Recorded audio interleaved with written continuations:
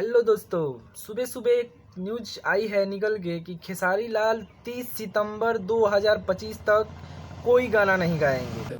आइए देखते हैं, बहुत मजा आएगा।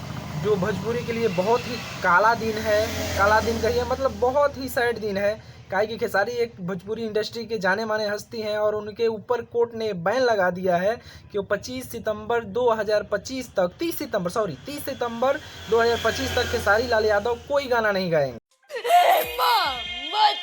दोस्तों, अब आपके मन में एक सवाल आ रहा होगा कि आखिर कोर्ट ने खेसारी लाल यादव पे जजमेंट मतलब क्यों दिया है फैसला और क्यों बैन लगाया है। तो आपको बता दें कि कुछ ही दिन पहले आप लोगों को याद होगा खेसारी के हर गाने पे स्ट्राइक आ जा रहा था, उनका गाना ब्लॉक कर दिया जा रहा था।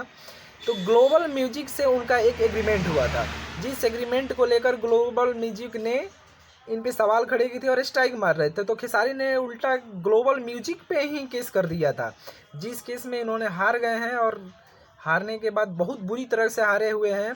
और कोर्ट ने बैन लगा दिया है कि आप लाइव स्टेज शो कर सकते हैं, लाइव आ सकते हैं, बट किसी भी चैनल के लिए गाना नहीं गा सकते 30 सितंबर 2025 तक।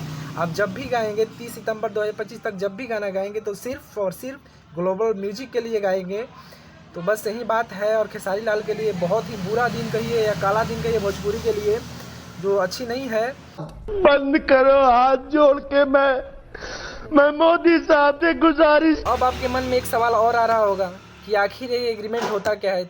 दोस्तों, एग्रीमेंट एक ऐसा मतलब ओहियात चीज़ कहिए या बढ़िया चीज़ कहिए। एग्रीमेंट में अगर आप किसी के साथ करते हैं तो जितना दिन का आप एग्रीमेंट करते हैं उतना दिन उसके साथ काम करना होता है, उसके अंडर रहना होता है, जो मतलब उसी के लिए काम करना होता है जब तक उसका एग्रीमेंट ख़त्म नहीं होता है।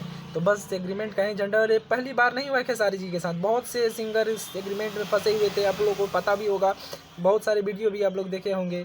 तो बस हाल फिलहाल का न्यूज़ यही है, भोजपुरी के लिए बहुत बुरा दिन है। और मैं आपका दीपेश पांडे, आप तगड़ा वर्क देख रहे हैं। और बस ऐसे ही सटीक न्यूज़ देखने के लिए मेरे चैनल को सब्सक्राइब कीजिए, लाइक कीजिए, शेयर कीजिए, फॉलो कीजिए। बस मैं आपके लिए ऐसे ही छोटे छोटे न्यूज़ बना कर लाता हूं। तब तक के लिए जय हिंद, जय भारत। ठोक लीजिए, 5000 लौटे दिख जाना चाहिए।